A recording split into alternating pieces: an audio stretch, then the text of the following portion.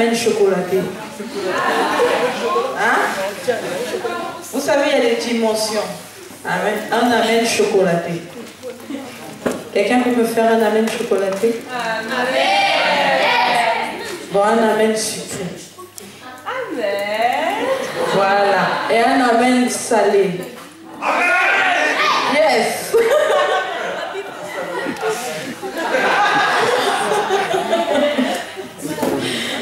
Un amen puissant.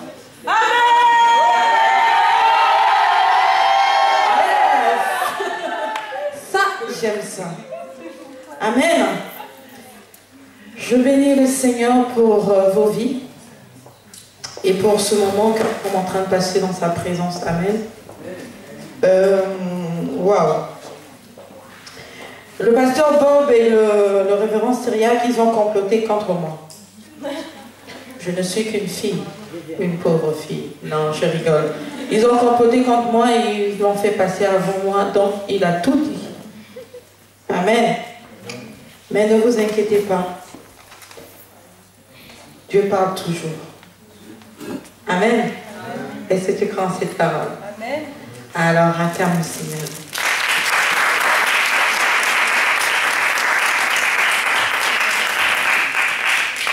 Alors, je vais parler à une personne.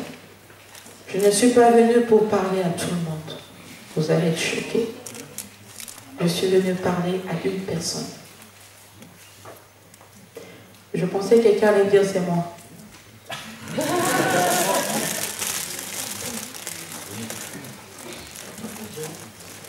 n'avez pas compris? Je ne suis pas venue parler à tout le monde. Mais je suis venue parler à une personne. C'est à moi. À moi? Tu es sûr? Oui.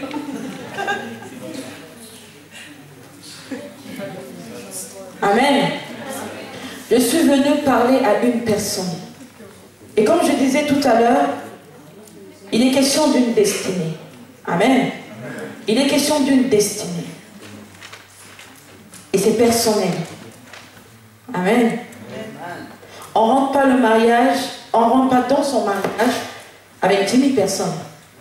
On rentre seul, la femme avec son mari, ou le mari avec sa femme. Il est question de destinée. Amen. Ce n'est pas un groupe. C'est pour ça que je dis, je ne suis pas venue parler à des personnes, mais je suis venue parler à une seule personne. Et c'est, je prie le Seigneur qui te donne la capacité et qui va te donner de comprendre et de saisir le message d'aujourd'hui. Amen. La parole de Dieu transforme, la parole de Dieu libère, la parole de Dieu restaure et la parole de Dieu change une vie. Amen. Et comme je disais tout à l'heure, je ne parle pas. On m'a dit, venez parler à la jeunesse. Je me suis dit, mais c'est grave. Parce que pour moi, la jeunesse, tout est là. Amen. La jeunesse, c'est l'avenir. C'est pour ça que moi, je ne vois pas la jeunesse. Mais je vois une armée. Alléluia. Je vois des hommes et des femmes qui sont forts et qui sont puissants et qui vont faire des grandes choses. Alléluia. Pour ça, c'est important pour nous de vous parler de la part du Seigneur. Amen. Parce que ce que nous allons dire aujourd'hui, vous allez vous servir de ça. Vous allez prendre appui sur ça pour vous envoler encore plus loin. Amen. Sans plus tarder, nous allons prendre la parole dans le livre de Genèse 37. Je vais vous parler d'un jeune homme. L'histoire d'un jeune homme comme vous.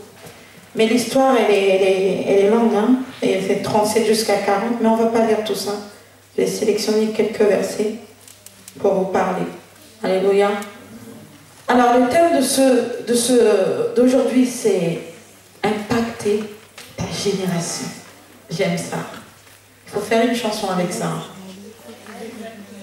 Super! Ah oui, impacter ta génération. Alléluia. Le révérend Syriac a tout dit, il a parlé. Mais il y a encore quelque chose à rajouter Dieu parle toujours. Alléluia. Amen. Alors moi, je veux te dire que lorsque tu es choisi à impacter ta génération, il y a des conséquences. Amen.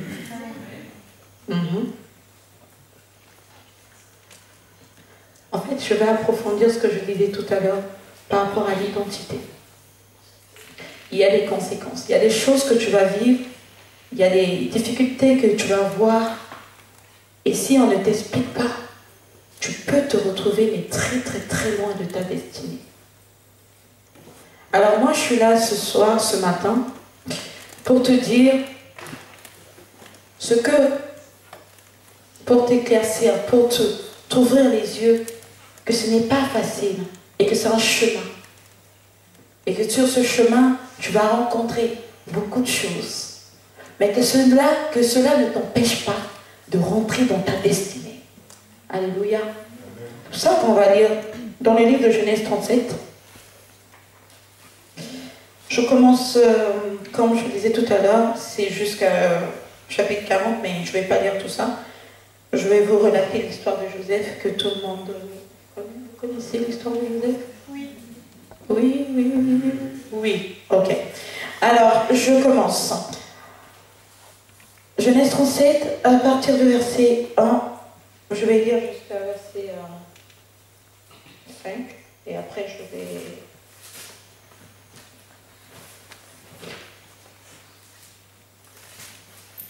Alors, la Bible déclare, est-ce qu'on peut se tenir debout, s'il vous plaît? Parce que pour moi, ce sont des choses sacrées. Alors, alléluia, la parole de Dieu, elle est sacrée. Si vous allez voir les musulmans, ils vous diront que le Coran est sacré. Et l'une des choses qui fait que nous, les chrétiens, on arrive à ce niveau de ne plus avoir la crainte de Dieu, c'est que nous arrivons souvent, ce qu'on fait, c'est de bafouer les choses sacrées. Alléluia. La parole de Dieu, elle est sacrée. Ta vie est dans cette parole. Amen. Donc nous devons respecter les choses de Dieu. Amen. Je lis la parole. La Bible déclare, Jacob demeura dans le pays de Canaan où avait séjourné son père. Voilà. Voici la postérité de Jacob. Joseph, âgé de 17 ans, retenez, 17 ans, faisait paître le troupeau avec ses frères. Cet enfant était auprès des fils de Bila et des fils de Zilpa, femme de son père. Et Joseph rapportait à leur père leurs mauvais propos. Israël aimait Joseph plus que tous ses autres fils, parce qu'il l'avait eu dans sa vieillesse et il lui fit il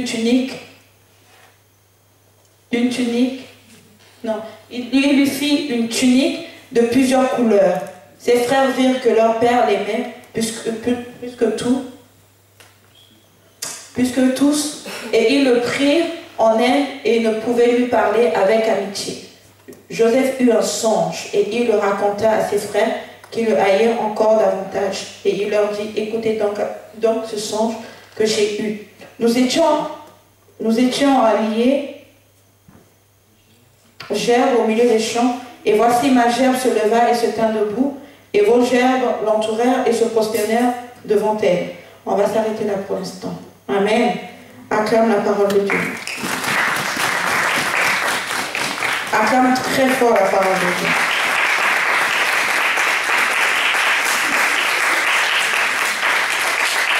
Alors, merci beaucoup. Que le Seigneur vous bénisse. Amen. Ici, la Bible nous relate l'histoire de Joseph. Amen. Joseph qui est le fils de Jacob. Et Joseph était dans une grande famille. Amen. Ils étaient nombreux. Amen. La Bible déclare que Joseph, âgé de 17 ans, faisait paître le troupeau avec ses frères. Et que Jacob Jacob l'avait eu dans sa vieillesse. Amen. Et lorsque Jacob a eu Joseph, il aimait, la Bible a précisé que Jacob aimait beaucoup Joseph. Jusqu'au point où les frères de Joseph ont remarqué la différence. Que quelqu'un dise avec moi la différence. Plus fort. La différence. Ils ont remarqué que leur père aimait beaucoup Joseph. Amen. Et là, la Bible nous dit qu'il a même fait, comme ça, une tunique pour Joseph. Alléluia. Mais pas pour les autres. Donc il y avait un souci. Vous savez, quand tu es dans une famille, dans une grande famille, moi je viens d'une très très très grande famille. On est une vingtaine.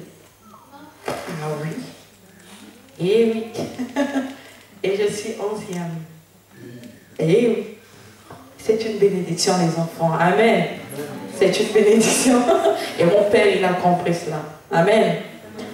Et quand tu es dans une grande famille, vous savez, ces choses, ça ne peut pas manquer. La rivalité, les critiques, les murmures, c'est ça. Même si vous êtes deux dans une famille, il va arriver un moment où il y aura quand même un feu quelque part. Amen. Et Jacob n'était pas sage. C'est qu'il n'a pas su gérer les choses. Il devait couvrir Joseph. Mais l'amour qu'il avait en lui ne lui permettait pas. La Bible déclare que c'est de l'abondance du cœur que la bouche parle. Donc quand ton cœur est rempli d'amour, tu ne peux qu'exprimer, tu ne peux que donner ce que tu as. Et la Bible déclare que Jacob aimait beaucoup Joseph. Et cela a attiré l'attention de ses autres frères. Ils se sont concertés, ils ont dit, mais nous avons remarqué que notre père aime beaucoup notre frère Joseph. Et de ce quoi, il était toujours tout près de son père. Il restait toujours à côté de son père. Et c'est lui que le père, quand il fait des choses, va faire ci, va apporter à manger à tes frères, va voir ci, va faire ça. Et Joseph, il avait une place dans le cœur de son père. Alléluia. Jusqu'au jour où il a commencé à avoir des songes. Il était avec moi des songes. Il a commencé à avoir des visions. Il voyait des choses qu'il ne comprenait pas. Mais ce que Joseph ne savait pas, c'est que ses frères, ils étaient jaloux de lui. Lui, il était innocent. Il voyait des choses. Il venait voir Cassandra. Cassandra, et il disait, j'ai retenu ton nom parce que mon deuxième prénom c'est Cassandra. Et donc, venez voir Cassandra. Oui, Cassandra, tu sais, j'ai vu ça, j'ai vu ça. La nuit, j'ai vu que voilà, on était ensemble, mais vous vous prosternez devant moi et tout. Et là, Cassandra s'est dit, mais attends, il est fou. Franchement, entre nous, si quelqu'un se ramène et vous dit, non, je me suis vu en train de prêcher. Et toi, tu étais tombé, tu t'es imposé la main. Et toi, tu as eu ça. Franchement, ça va te faire quoi? Disons, entre eux. Tu vas dire que, mec, donc, comme la jeunesse aujourd'hui, non, mais allô, quoi. Toi, on est là à l'église, on s'assoit ensemble, on critique ensemble, on rigole ensemble, on se moque des pasteurs ensemble. Et toi, tu vas dire que c'est toi qui vas venir te lever sur la chaise et même poser la main? Non, vraie vérité. Vous allez dire ça. Il faut te calmer, tu vas dire qu'il faut te calmer là. Hein? Eh bien, Joseph ne savait pas ça. Joseph lui venait raconter, j'ai vu ça, j'ai vu ça, j'ai vu ça. Le problème de Joseph, c'est que lui-même, il ne comprenait pas ce qu'il voyait. Lui, bon, j'ai fait un songe. Et du coup, ce qui s'est passé, c'est que les autres, les frères de Joseph, eux, ils pouvaient savoir ce que le Seigneur était en train de faire. Ce que Joseph était en train de... Ce que Dieu lui montrait, c'était sa destinée. C'était son avenir. Mais lui-même, il ne savait pas. Alléluia. C'est pour ça que je disais tout à l'heure, ne pas connaître son identité, cela peut t'apporter le malheur. Alléluia. Le fait que tu ne sais pas que tu es une femme puissante, que tu es choisi de tuer, que tu es appelé de tuer, et que tu es appelé à faire des grandes choses, à impacter et influencer ta génération, cela peut t'entraîner très loin de ta destinée. Parce que tu vas te confier à des personnes qui ne pourront rien t'apporter, qui ne pourront t'apporter la mort. Tu vas parler de Dieu, ils vont dire non, on va danser. Soit tu viens avec nous, soit on se sépare. Soit on est amis ou on n'est pas amis. Et toi, à cause de tes sentiments, parce que tu es attaché à ces personnes, tu vas les suivre. Et cela va t'éloigner de ta destinée. Alléluia.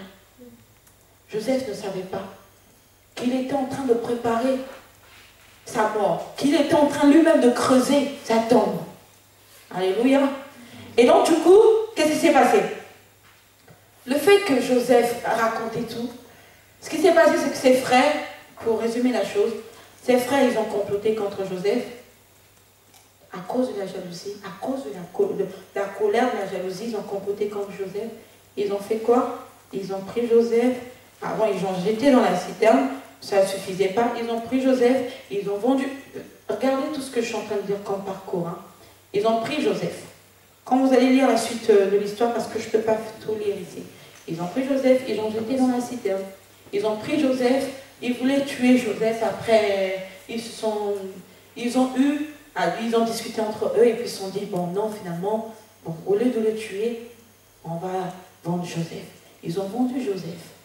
Joseph a atterri chez Potiphar. Alléluia. Ils ont vendu Joseph. Joseph est arrivé en Égypte.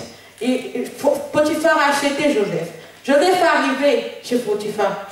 Il s'est dit, bon, quand même je vais être en repos chez Potiphar. Parce que la Bible précise bien que Potiphar aimait beaucoup Joseph. Il était devenu le bras de Potiphar. Potiphar lui confiait des choses à faire. Il avait confiance. Et donc, en quelque sorte, Joseph était serviteur, esclave, mais il était privilégié. Alléluia. Parce que ce n'était pas donné à tout le monde. Mais lui pouvait s'approcher de Potiphar, lui poser des questions, on lui confie des choses, il part, et voilà, il était très proche de Potiphar. Et là, Joseph s'est dit, bon, ben, quand même là, j'ai quand même trouvé quelqu'un qui m'a accepté, même si je suis serviteur, c'est pas grave, même si je suis esclave, c'est pas grave, mais il y a le confort. Et chez Potiphar, Madame Potiphar, Madame Potiphar, qui vient draguer Joseph. Alléluia. Les femmes, on est dangereuses. Hein? C'est la vérité. Dites Amen. Ah ben oui. La femme peut t'emmener à la vie comme la femme peut t'emmener à la mort. C'est la vérité. Donc il a convoité Joseph. Elle a voulu séduire Joseph. Et Joseph a refusé. Le refus de Joseph a été un problème. Là, elle s'est levée encore pour dire à son mari que voilà, celui que tu aimes, celui que tu as fait ça, il m'a fait ça. Il t'a trahi. Et là, Potiphar, il est en colère. Qu'est-ce qu'il a fait? On a emmené Joseph en prison. Alléluia. Mais Joseph a eu un parcours. Alléluia. C'est énorme. Et il s'est retrouvé en prison. Waouh. En ce temps, je me suis demandé, il doit se dire, mais j'ai vu des choses. J'ai fait des songes. Mais qu'est-ce qui se passe? J'ai vu les autres se prosterner devant moi. Mais le chemin que je suis en train de prendre n'est pas... Ça n'a rien à voir avec ce que j'ai vu. Alléluia. Et il s'est retrouvé en prison. Sur un moment, Joseph s'est dit, mais le Dieu de mon père m'a abandonné. Alléluia. J'aimerais dire à quelqu'un ce matin, tu es là. Alléluia. Est-ce que vous êtes avec moi? Allô? Merci. Amen. Et il s'est dit, le Dieu de mon père m'a abandonné. Mais je veux dire à quelqu'un ce matin, je ne sais pas qui tu es, Je ne sais pas ce que tu traverses dans ta vie. Je ne connais pas les périodes que tu es en train de traverser, ou les difficultés, ou la douleur que tu es en train de subir, ou le rejet que tu es en train de subir, la déception amoureuse, le chômage, peu importe ce que tu es en train de traverser, n'oublie jamais que tu as une destinée. Amen. N'oublie jamais que ton Père a fait, a fabriqué, a conçu une tunique spécialement pour toi. Même si tes frères ont pris cela, après vous allez lire dans l'histoire, quand ils ont vendu Joseph, ils ont pris la tunique, ils ont imbibé, ils ont mis le sang, ils ont déchiré. La tunique, c'est quoi? C'est juste l'image de ce que Dieu t'a donné. Le pouvoir que Dieu t'a donné. L'appel de Dieu dans ta vie. Les trésors que Dieu t'a donnés. Parce que si vous lisez très bien, la Bible déclare que la tunique de Joseph avait plusieurs couleurs. Plusieurs couleurs qui représentent plusieurs bénédictions, qui représentent une nation, qui représentent la postérité que tu portes en toi. Écoutez-moi très bien. Les femmes, les filles, je vous parle de quelque chose. Écoutez, en vous, il y a une nation. Alléluia. La maman de Cassandra a engendré Cassandra. Cassandra demain va engendrer un enfant, ou 2 ou 3 ou 4, 6. Et les enfants de Cassandra, non, les enfants des enfants de Cassandra vont engendrer aussi. N'est-ce pas? Et cela va devenir une nation. Voilà. C'est pour ça que c'est important pour moi de vous parler aujourd'hui. Parce qu'en une personne, je vois une nation. Alléluia. Je prends encore l'image d'une mangue. Quand vous prenez une mangue, d'accord? On mange une mangue, c'est très bon en tout. Après, on jette le noyau, n'est-ce pas? Le noyau va produire un manguier. D'accord? Un arbre, un manguier. Et sur le manguier, il va avoir des... Il va avoir des... Et si une personne prend encore une mangue et mange, il jette le noyau, ça va produire encore des... Ok. Donc dans une personne, c'est une génération. C'est pourquoi, regarde à côté de toi, ne méprise pas la personne qui est à côté de toi. Dis à ton voisin, ne me méprise pas. Tu ne connais pas mon lendemain. Ne me méprise pas. Parce que ce que je suis aujourd'hui, je ne serai pas la même personne demain. Alléluia. Si moi je ne deviens pas président, mais mes enfants, ou les enfants de mes enfants, deviendront quelqu'un. Alléluia. C'est une question de destinée. Alléluia. Et donc, Joseph vivant tout ce qu'il pouvait vivre, il a oublié tout ce qu'il a vu, tout ce que Dieu lui avait montré. Alléluia. Tellement que la souffrance était intense. L'épreuve c'était dur, très très dur. Rejeté de ses propres parents, de ses propres frères, trahi, vendu. Alléluia. Qu'est-ce qu'il a fait Joseph pour mériter tout ça? Dites-moi. Qu'est-ce qu'il a fait Joseph? Qu'est-ce qu'il a fait? Il n'a rien fait. C'était un enfant qui est né dans une famille, qui aimait sa famille, qui aimait son père, qui aimait ses frères. Il a fait un songe. Juste le fait qu'il a raconté le songe, il est devenu ennemi de tout le monde. Parce que les gens n'ont pas supporté de voir l'avenir, de voir Joseph rentrer dans sa destinée prophétique, que j'appelle. Alléluia. Ils ont vendu Joseph. Mais en réalité, ils voulaient vraiment tuer Joseph. Mais le Seigneur n'a pas permis. Alors laisse-moi te dire, tout ce que tu es en train de traverser au jour d'aujourd'hui, les souffrances que tu es en train de subir, il y a 3 jours, j'ai écrit sur Facebook, pour connaître l'art du combat, il faut apprendre à supporter les douleurs. Est-ce que quelqu'un m'entend?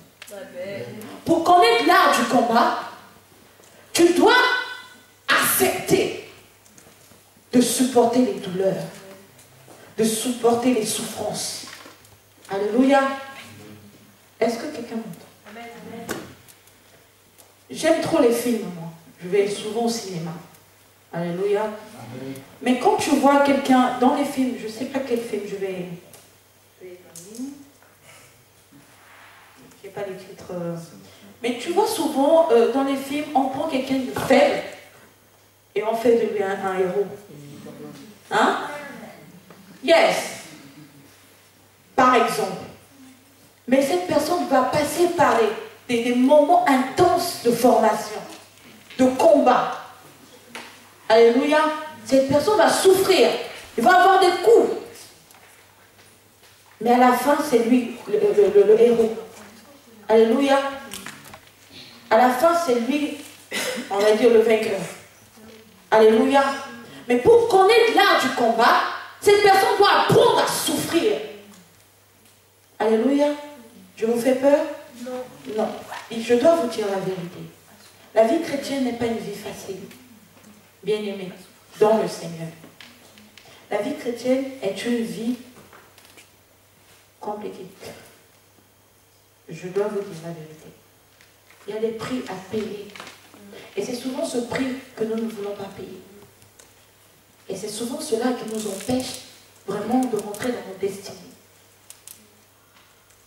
Et j'appelle cela la génération micro-ondes. Oui, on veut tout de suite. Je veux la bénédiction tout de suite. Je veux le mariage tout de suite.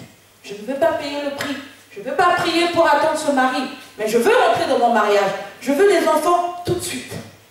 Je ne veux pas attendre à faire ce que je dois faire, pour rentrer dans la chose. Mais je veux ça tout de suite. Et donc Dieu devient un distributeur automatique pour nous. Et ce que j'aime avec ce Dieu, c'est que personne ne peut l'acheter. Amen. Il n'a pas de prix.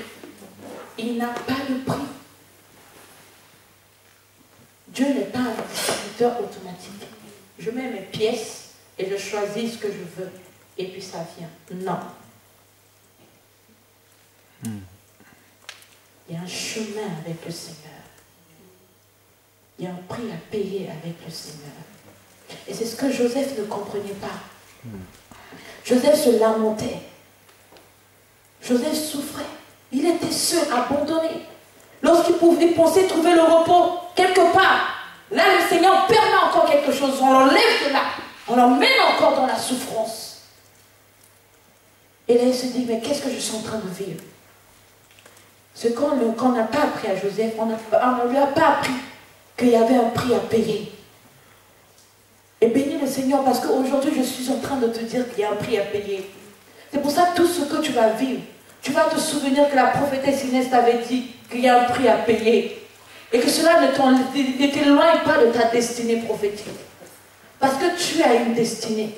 Peu importe la situation que tu peux traverser, peu importe la souffrance, peu importe les douleurs de l'enfantement, sache une chose, la tunique que ton père t'avait donnée, cela, ils ont détruit cela physiquement. Mais spirituellement, il y a eu un dépôt en toi. Spirituellement, tu es né avec quelque chose. La Bible déclare, revenons dans la Genèse, la Bible déclare que lorsque Dieu a créé Adam et Ève, lorsqu'il a créé Adam, il a mis Adam dans le jardin d'Éden, il a dit à Adam, je t'ai créé pour dominer. Maintenant, toi, donne le nom aux animaux. Dieu n'a pas créé Adam pour subir. Mais Dieu a créé Adam, l'homme, pour dominer. Est-ce que vous m'entendez? Dieu a créé l'homme pour... C'est fait. Dominer. Dieu a créé l'homme pour... Dominer. Dieu a créé l'homme pour... Dominer. Maintenant, on remplace dominer par impacter. Dieu a créé l'homme pour... Impacter. Dieu a créé l'homme pour...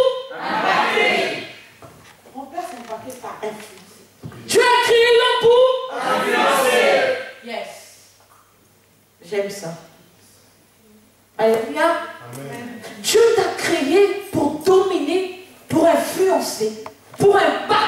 génération. Alléluia. Peu importe ce que tu es. Je vais vous raconter une histoire. Avant d'avoir la 30 ans que j'ai aujourd'hui, vous me donnez combien? 25, 28. Qui dit mieux? 30. Qui dit mieux? 26, 27. 22. Qui dit mieux? 25. 27. 26. 42. Waouh! Waouh! Là, je suis en train de réaliser ce que Jésus pouvait ressentir quand il demande à ses disciples, qui dites-vous que je suis?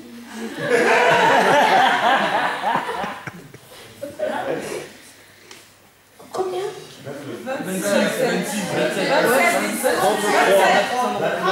Il y a combien de 29?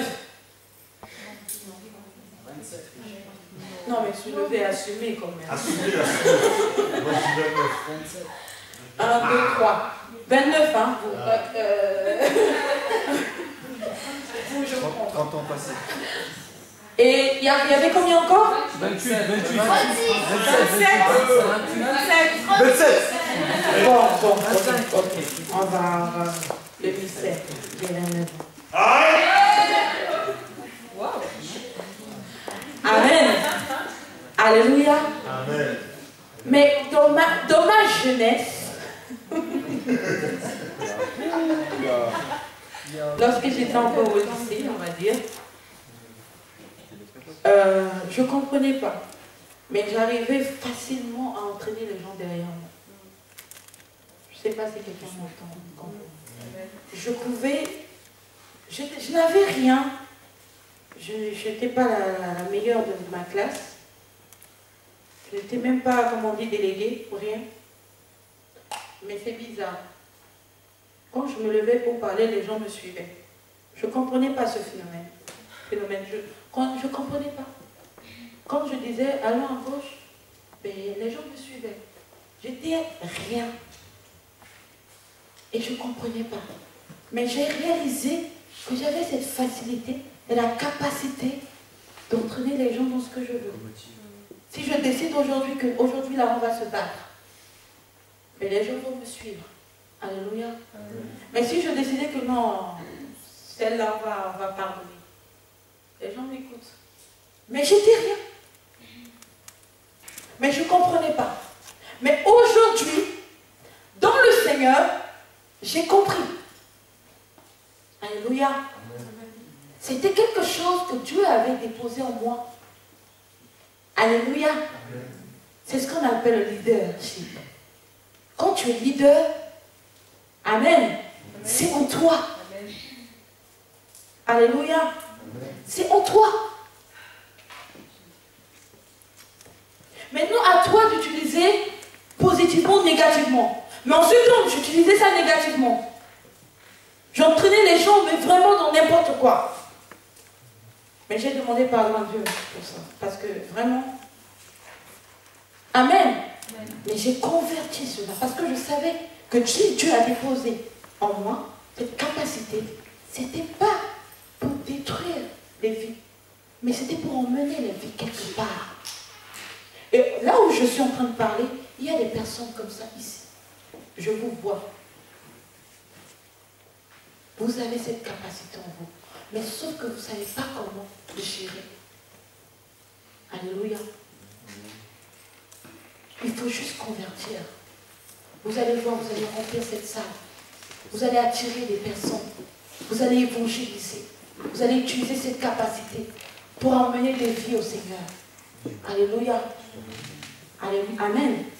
Et donc Joseph avait cette capacité. Mais il ne savait pas qui il était. Donc il ne faisait que subir. Jusqu'au jour, il a réalisé en prison qu'il avait un don. Et qu'il avait la capacité d'interpréter les songes. Alléluia. Lui-même avant, il faisait des songes. Il n'arrivait pas à interpréter. Il venait, il disait, Élodie, j'ai eu de tels songes. Est-ce que vraiment tu comprends quelque chose? Élodie me dit, même si elle comprend, elle me dit non, je ne comprends pas. Ok. Mais quand Joseph a compris que sa destinée était dans sa main et qu'il n'y avait que lui qui pouvait comprendre et interpréter ses propres songes d'abord. Il a compris qu'en fait, si Dieu lui a accordé cette grâce, ce n'était pas pour lui-même, mais c'était pour mettre au service des autres. Qu'est-ce qu'il a fait? Les deux prisonniers qui étaient avec lui en prison, ils ont fait un songe. L'un d'eux a fait un songe. Et qu'est-ce qui s'est passé? Joseph a compris qu'il devait exercer son ministère. Qu'est-ce qu'il a fait? Il a interprété le songe. Amen. Il a donné la signification. Il a expliqué ce que l'autre a vu. Et donc, quand Joseph a fait ça, il était devenu la solution au problème de l'autre, des autres. Et qu'est-ce qui s'est passé? C'est cette même personne, en sortant, quand il est sorti, Joseph a dit, ne m'oublie pas. Quand tu vas sortir, quand tu vas être auprès de Pharaon, ne m'oublie pas, à cause de l'acte que j'ai posé. Amen. Tu vas être une solution pour quelqu'un. Amen. Tu vas devenir une solution dans la vie de quelqu'un. Si seulement tu comprends que les capacités que le Seigneur t'a données, ce n'est pas pour toi-même, mais c'est pour aider les autres à rentrer dans leur destinée. Alléluia. Est-ce que je parle à quelqu'un? Si c'est fort, dites-moi que c'est compliqué. Mais je crois que c'est ça. Alléluia. Amen. Lorsque Joseph a raconté, le prisonnier est sorti auprès de Pharaon. Pharaon a eu un songe que personne n'arrivait à interpréter. Et là, il s'est souvenu qu'il était avec un homme en prison. Et cet homme a réussi à interpréter mon songe. Pharaon, la solution que tu es en train de chercher là, il est en prison là-bas. Alléluia. Amen. Ça, c'est une autre dimension. Quand tu deviens une solution, ce n'est pas toi qui iras vers les gens, mais les gens viendront vers toi pour avoir la solution, pour avoir des réponses à leurs questions. Amen. Je pensais que quelqu'un comprenait. Est-ce que tu me comprends? Amen. Tu comprends? Dis Amen. Amen. Quand tu vas comprendre que tu es la solution pour les autres, pour les problèmes des autres, et que tu ne vas pas rester figé sur ta situation, sur ce que tu es en train de vivre, sur ce que tu es en train de subir, mais que tu vas te lever pour mettre la capacité que Dieu t'a donnée, l'autorité que Dieu t'a donnée pour les autres, pour aider les autres, là, tu rentreras dans ta destinée. Là, tu pourras sortir de prison. Mais si tu ne comprends pas cela, tu vas rester longtemps en prison. C'est quoi le prison pour toi? C'est ce que tu fais que tu n'arrives pas à laisser. Alléluia. C'est le péché. C'est le mensonge. C'est l'adultère. C'est la désobéissance. L'insoumission. L'orgueil que tu n'arrives pas à laisser. C'est ça le prison pour toi. Est-ce que je parle à quelqu'un? Est-ce que je parle à quelqu'un? Est-ce que je parle à un Joseph? C'est ça le prison pour toi. Mais pour t'en sortir, tu dois comprendre qu'en toi, tu as des dépôts, tu as des capacités qui sont plus élevées que ce que tu es en train de vivre.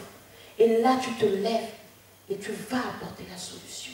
Et quand tu vas te mettre à conseiller une personne, que tu sais, ce que tu es en train de faire, c'est pas bon.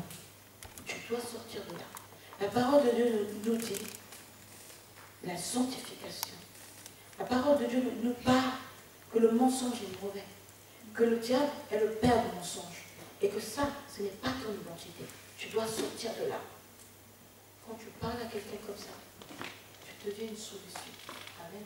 Au même temps que tu parles à personne, tu vas réaliser que toi-même, tu es dans la même position. Toi-même, tu es en train de donner les conseils, mais toi-même, tu es dans cette situation. Et quand tu réalises la situation, là, maintenant, tu prends conscience que je dois sortir de là. Et tu sors de prison. Et tu deviens une solution pour les nations. Et tu impactes la vie de cette personne. Alléluia. Amen. Devenir solution pour une vie, c'est impacter une vie. on va dire jamais on m'a parlé. C'est ce que Jésus était. Il ne parlait pas le même langage. Il pouvait parler. Et quand on l'entendait, on disait jamais on m'a parlé comme lui. Alléluia. Amen. Alléluia. Amen. C'est important. Et quand Joseph est sorti de là, et là, il est rentré vraiment dans sa dimension. Il est devenu gouverneur ou auprès de Pharaon. Et là, il a pris revanche sur ses frères. Alléluia. Quand vous allez lire la suite de l'histoire, vous allez comprendre ce qu'il est devenu. Il est devenu une bénédiction. Tout ce que le Seigneur lui montrait, ce n'était pas des mensonges. Mais il y avait un temps bien déterminé qu'il devait vivre cela. Mais pour arriver à ce point, pour quitter le point A, pour arriver au point Z, c'est-à-dire il y a un chemin à passer. Et c'est de ce chemin-là que je suis venue te parler. Alléluia. Ce n'est pas facile. Tu vas voir des personnes, tu vas les parler de Dieu, on va te rejeter. Les gens vont te cracher au visage. Les gens vont te refuser. On va te jeter les pierres. Tu vas parler de changer les comportements. Tu vas dire à quelqu'un, il faut changer ton comportement. C'est pas bien ton langage. On va dire, tu te prends pour qui? Pour venir me parler. Mais n'abandonne jamais. Parce que tu as une destinée. Tu as un rendez-vous. Alléluia.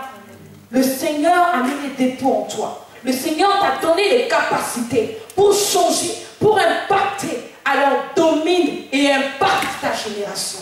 Cela est très important. Alléluia. Pour les jeunes filles, nous devons impacter notre génération. C'est là mon combat. Alléluia. J'ai commencé à servir le Seigneur très jeune. Je n'ai pas méprisé ma jeunesse. Mais j'ai compris très jeune qu'il y avait un choix à faire. Soit c'est de rester païen, rester dans le monde et faire comme tout le monde. Soit de me prendre et me sacrifier, me donner à Dieu. Et j'ai fait ce choix de servir le Seigneur. Et je n'ai jamais regretté. Pas un seul instant. Je n'ai jamais regretté. Alléluia. Mais jamais regretté. Et le Seigneur ne m'a jamais abandonné. Et il ne m'abandonnera jamais. À cause de sa fidélité. Il est fidèle, le Dieu que nous servons. Il est vivant, il est puissant. Il n'est pas un homme pour mentir, mais le fils de l'homme pour se repentir. Ce qu'il dit, il veille sur sa promesse. Ce qu'il dit, il veille sur sa parole pour emmener à l'accomplissement. Et c'est ce Dieu-là que je sers. Et c'est de ce Dieu-là que je te parle aujourd'hui. Arrêtons de faire comme les autres. Je suis dans la mode. Alléluia. Donc, écoutez. Hier, je parlais de ça avec Sabrina parce qu'on a parlé longtemps. La mode, c'est grave. C'est quelque chose qu'on fabrique dans le noir et on vient, on vous présente ça. Est-ce que quelqu'un m'entend? C'est-à-dire, on décide de te faire porter ce qu'on veut. Est-ce que vous trouvez normal? Non. Ah, c'est ce qui se passe. Je vais vous dire la vérité aujourd'hui.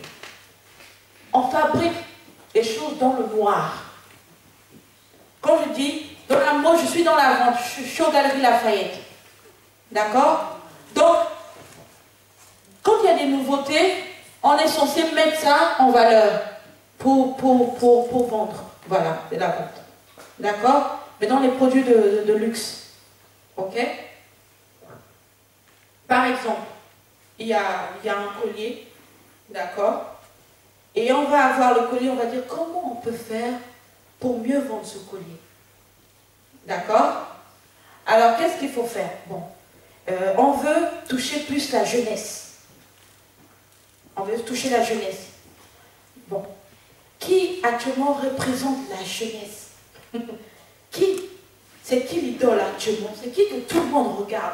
C'est qui que tout le monde voit? C'est qui que tout le monde admire? Qui peut porter? Ça me rappelle l'histoire dans la Bible qui dit qui enverrai-je? Qui enverrai-je? Qui peut porter? Et là, on dit actuellement il y a Rihanna quoi. Ou actuellement il y a Beyoncé. Ou ben, je ne sais pas. Il y a qui encore? Dites-moi, disons la vérité, dites-moi. Hein? Voilà. Ou qui encore? Niki, comme tu as dit là. Il y a qui encore? Les garçons, parlez. Pour les garçons. Oui, parce qu'il y a les garçons aussi, hein? Dites qui? Voilà, et puis il y a qui encore? D'accord. Donc on va choisir une personne et on va faire porter à cette personne le collier. Écoutez-moi, c'est des vérités que je suis en train de vous dire. On va faire porter à le collier. Qu'est-ce qu'on va faire? On va mettre ça en valeur. C'est-à-dire qu'elle va porter d'une manière où on ne fera que ça. Elle va porter d'une manière où on ne fera que ça. Amen. Amen. Et là, quand toi, tu vas voir la télé, Rihanna, avec le collier, tu vas acheter les journaux, tu vas voir Rihanna avec le collier, eh bien, tout de suite, tu vas brûler d'envie d'aller acheter le collier. Et c'est ça, et c'est un esprit qu'on vous communique.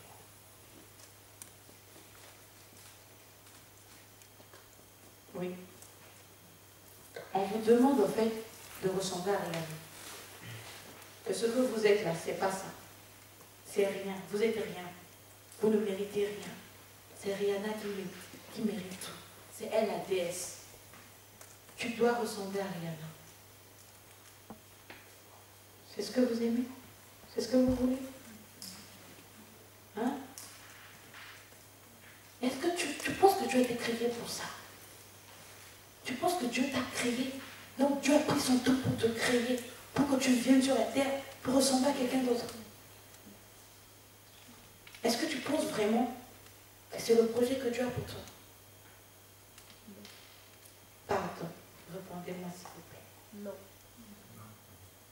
Donc il a pris son temps de te donner les yeux que tu as, la bouche que tu as, le nez que tu as, la forme que tu as. Et il a dit, quand il a fait tout ça, il a dit, j'ai constaté que tout ce que j'ai fait est bon et parfait. Mais maintenant, toi, les hommes veulent te faire comprendre que ce que tu es n'est rien. Et ils veulent te conduire, ils veulent t'emmener à ressembler à quelqu'un d'autre. Est-ce que tu penses que vraiment, c'est ça? Dieu t'a créé pour ça. Donc tu passes ta vie à laisser les autres t'influencer, à laisser l'image des autres t'impacter, à laisser l'image des autres dominer. Et tu n'as plus de personnalité. Tu es enterré. Est-ce que penses-tu vraiment, mais vraiment, que c'est le projet que Dieu a pour toi? Non.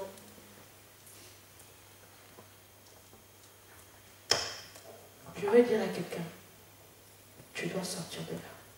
Lève-toi. Lève-toi. Levez-vous. Lève-toi. Nous allons poser des actes prophétiques. Alléluia. Écoutez, ce temps est le temps de ta délivrance. Amen. Quand la parole de Dieu vient, il vient pour changer, pour transformer. Que ce que tu ne voyais pas avant, que tu puisses voir, que les écailles tombent de tes yeux. Alléluia. Lorsque Joseph a compris qu'il n'était pas destiné à aller de souffrance en souffrance, de déception en déception, de rejet en rejet, il a compris cela, il a pris la décision de rentrer dans sa destinée, de devenir solution pour les autres. Que ce ne soit pas toujours les autres qui vont décider de ce qu'ils vont faire de la vie de Joseph, de là où on va l'emmener. S'il doit aller en prison, il va aller en prison. S'il doit aller devenir esclave quelque part, il va... Non, lorsqu'il a compris que c'était à lui de prendre ta destinée en main, il a changé les choses. Et c'est ce que je veux voir aujourd'hui dans ta vie. Amen. Que personne ne te méprise. La Bible dit quand on lit des actes des apôtres, le verset 2, chapitre 2, verset 17. Est-ce qu'on peut avoir ça, s'il vous plaît? Acte 2, verset 17.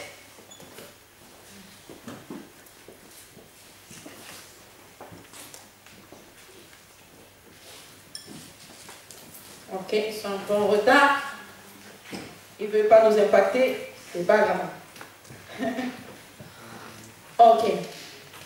La Bible déclare, nous allons lire ensemble. Dans les derniers jours du Dieu. Lisez avec moi. On y va? Dans les derniers jours, dit Dieu, je répandrai de mon esprit sur toute chair. Vos fils et vos filles prophétiseront. Vos jeunes gens auront des visions. Et vos vieillards auront des songes. Vos jeunes gens auront des visions. Vos jeunes gens auront des visions. Vos jeunes gens auront des visions. Ce n'est pas moi qui le dis, c'est le Seigneur qui le dit. C'est une promesse pour toi.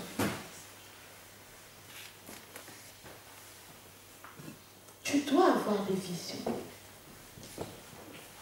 C'est en toi. Cela ne viendra pas d'ailleurs. C'est en toi. Alléluia. Il faut impacter. Ne laissons pas le monde nous transformer. Alléluia. Ne laissons pas le monde nous déformer. Alléluia. Dis à quelqu'un, je suis précieuse. Les hommes disent, je suis précieux. Je suis précieux pour le Seigneur. Je suis précieuse pour le Seigneur. Dieu m'a créé, il m'a aimé tel que je suis. Alors, pas la peine de me dire, tu dois laisser ton corps dehors pour devenir ce que tu dois être demain. C'est pas la peine de dire que tu dois te serrer dans les vêtements pour devenir ce que tu dois devenir demain. C'est pas la peine parce que Dieu t'a créé et il t'a donné la capacité de devenir et de rentrer dans ta destinée prophétique. Alléluia. Si tu es d'accord avec moi, acclame au Seigneur.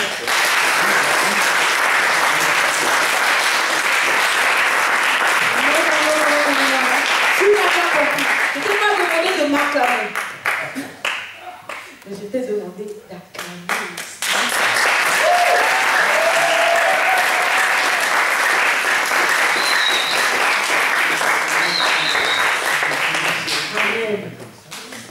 Je vois des hommes de Dieu, des femmes de Dieu, des hommes et des femmes remplis de la puissance de Dieu.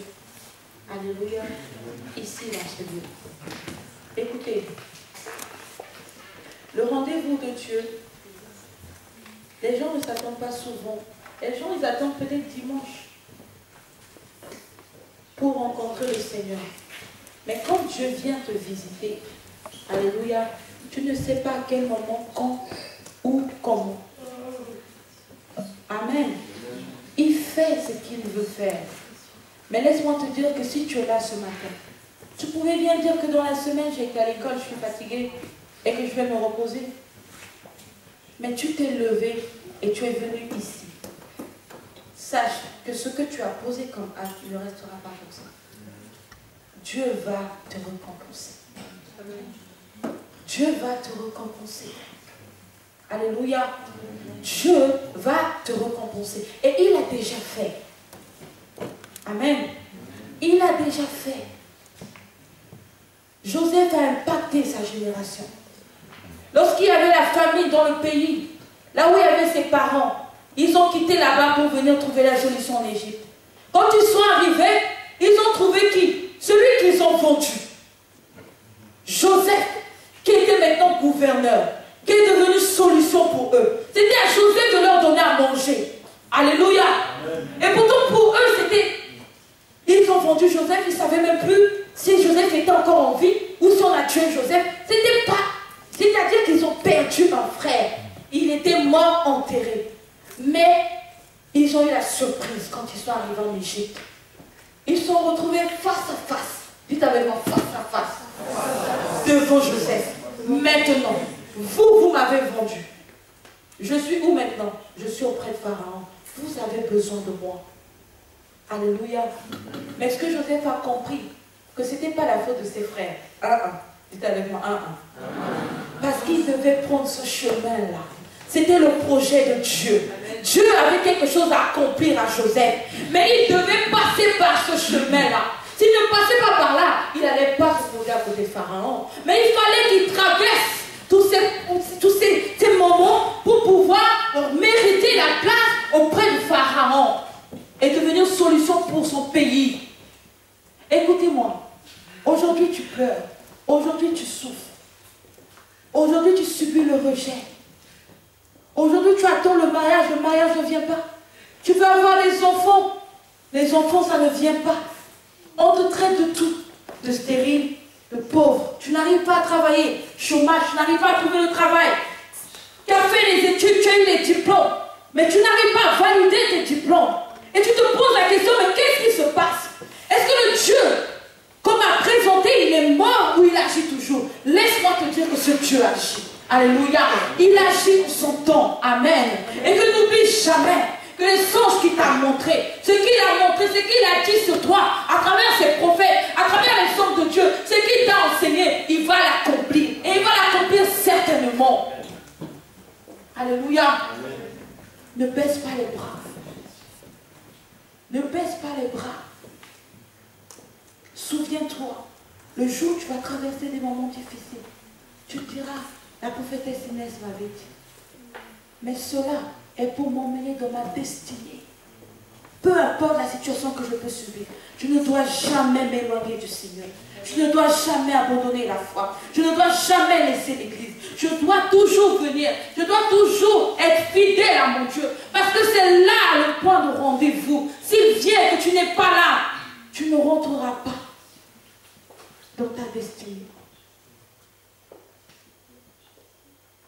Alléluia. Aujourd'hui, je parle. Je ne parle pas. Je ne parle pas à des enfants. Alléluia. Non. Je vous dis la vérité, je ne vois pas les jeunes gens devant moi. Je parle à une armée. Je parle à des grandes personnes. Des gens qui sont capables de comprendre ces choses et de rentrer dans leur destinée prophétique. Alléluia. Je ne vous méprise pas. Je ne vous méprise pas. Je pouvais bien venir prêcher un message pour vous arranger. Mais je ne suis pas là pour arranger les gens. Je suis là pour emmener, pour vous emmener quelque part. Parce qu'il y a un rendez-vous. Alléluia. Je ne suis pas là pour vous arranger. Mais je suis là pour te dire la vérité. Je suis devant toi pour te dire la vérité. Et te préparer. Parce qu'en réalité, la vie chrétienne est un combat. Il y a une guerre dans le spirituel. Et tu dois savoir ces choses pour affronter la réalité, les choses spirituelles. Si tu ne connais pas la vérité, tu ne pourras pas. Alléluia. Tu dois comprendre ces choses. Hier, j'étais jeune comme vous. J'ai accepté le Seigneur. J'ai dit à Dieu, fais de moi ce que tu veux. Mais j'ai vécu des choses. Parce que je n'ai pas le temps de vous donner maintenant mon témoignage, de vous faire, de vous parler de moi. Mais aujourd'hui, je ne suis pas là pour parler de moi. Je suis là pour parler de Christ. Celui qui a vaincu à la croix de Golgotha. Celui qui a payé le prix. Pas un prix d'argent, mais par son sang. Celui qui t'a aimé le premier. Celui qui ne s'est pas gêné, quand j'ai l'habitude de dire. Il ne s'est pas posé des questions pour te délivrer. Mais il a donné sa propre vie pour que toi et moi nous soyons là aujourd'hui. Alléluia. Voilà pourquoi tu vas élever ta main. Et tu vas dire à Dieu, me voici. Comme Joseph, je viens devant toi, Seigneur. Je sais que tu as déposé, tu as mis en moi, tu as mis des trésors dans ma vie.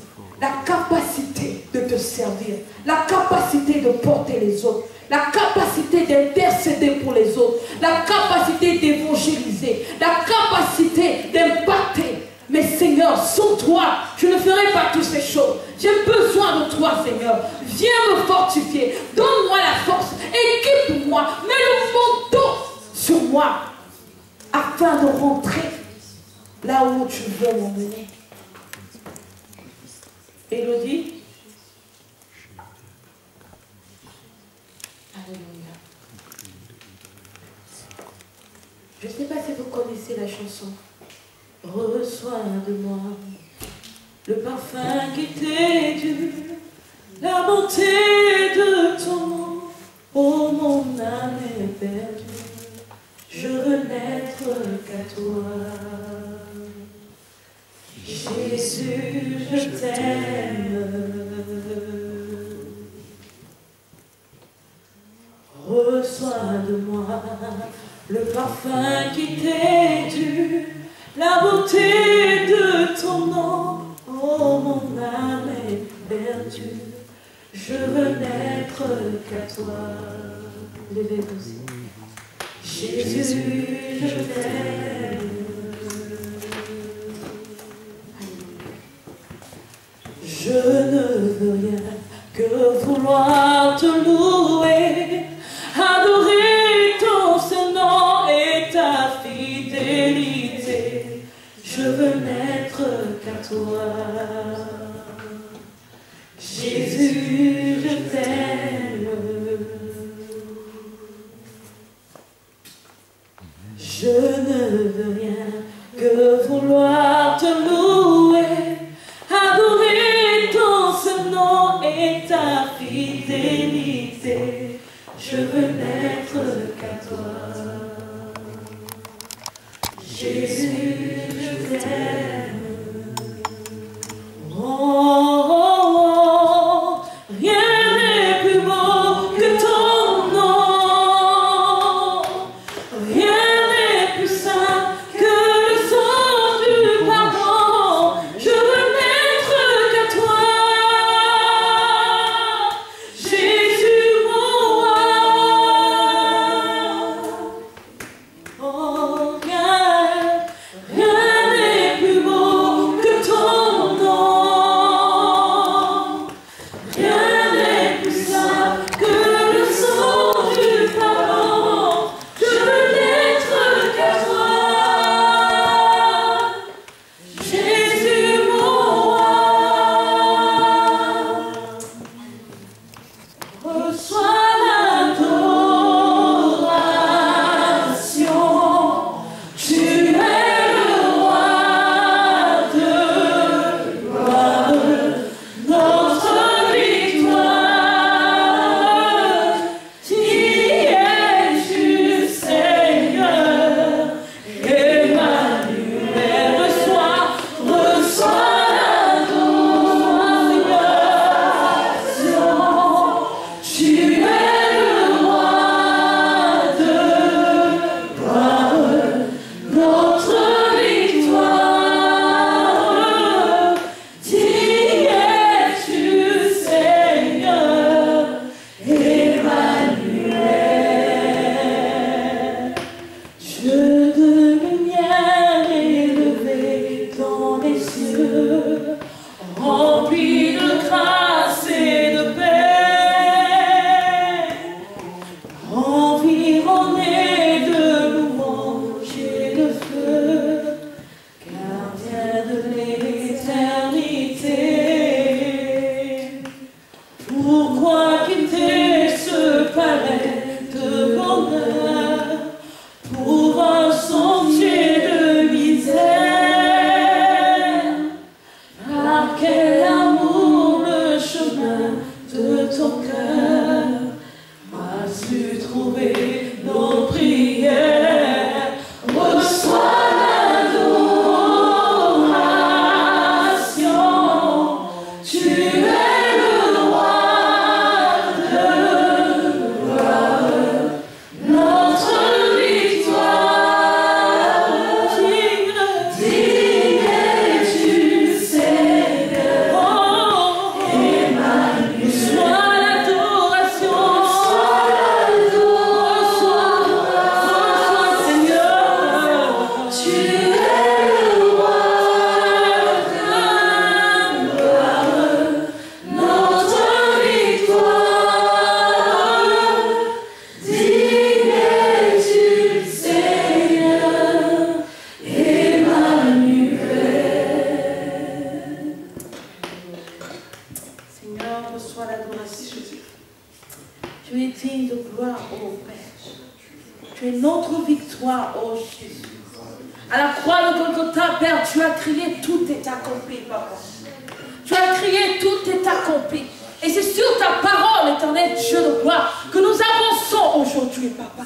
C'est sur tes promesses, ô Père, que nous avançons aujourd'hui, Père. Parce que nous savons, Père, que tu es Dieu et tu es le bon berger que nous conduis dans des verts pâturages, ô Seigneur. Voici tes enfants devant toi, ô Papa. Voici ton peuple devant toi, ô Dieu.